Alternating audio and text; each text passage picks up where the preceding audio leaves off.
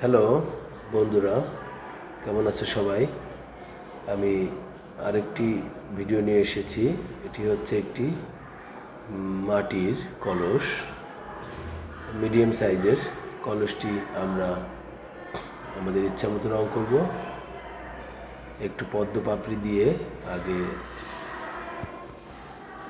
চারিপাশে ঘুরিয়ে নিচ্ছি।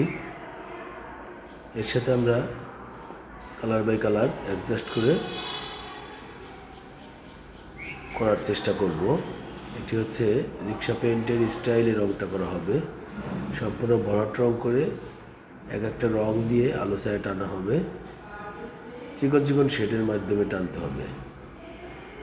যাই হোক, আমাদের সাদা অংশতে আমরা গোল গোল টানগুলো দিচ্ছি।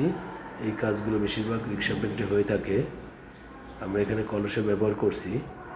আমরা একটু ভিন্নভাবে করব।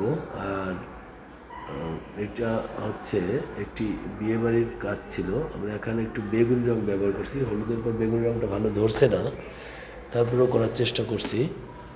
হয়তো এটা 2 পোজ দিতে হতে পারে, এক কোট হয়তো নাও হতে পারে, আর এক কোট এরপর দিতে হতে পারে। যাই হোক, আমরা লাল বেগুনি এইভাবে আমরা রং টানি, তারপর এরপর নকশা করব। সর্বপ্রথম আগে কলসটাকে আমরা সাদা রং দিয়ে সাদা করে নিয়েছিলাম। তারপরে লাল, বেগুনি এবং সবুজ, আরও যে ধরনের রঙগুলো আছে আমাদের কাছে সব ধরনের রঙই এখানে আমরা ব্যবহার করেছি। প্রথমে আগে চওড়া করে রঙের একটা করে লেপন দিয়ে নিয়েছি, তার উপর দিয়ে আমরা নকশা করেছি।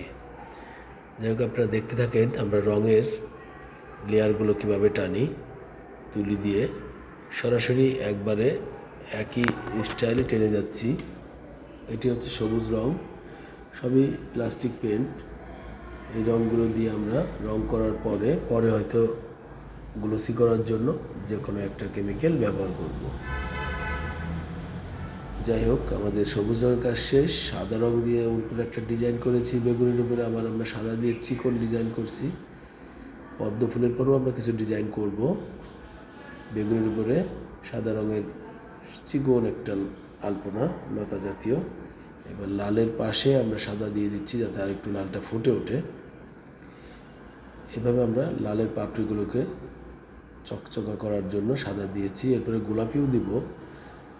এখন আমরা সবুজের মধ্যে সাদা রঙের সাধারণ ডিজাইন করে দিচ্ছি যাতে সবুজটা দেখতে সুন্দর হয়। সবুজের সাদা রঙের ডিজাইন হয়ে গেলে আমরা সাদার উপরেও একটা ডিজাইন করব। কিছুক্ষণের মধ্যেই দেখতে পাবেন সম্পূর্ণ কলসটির রং।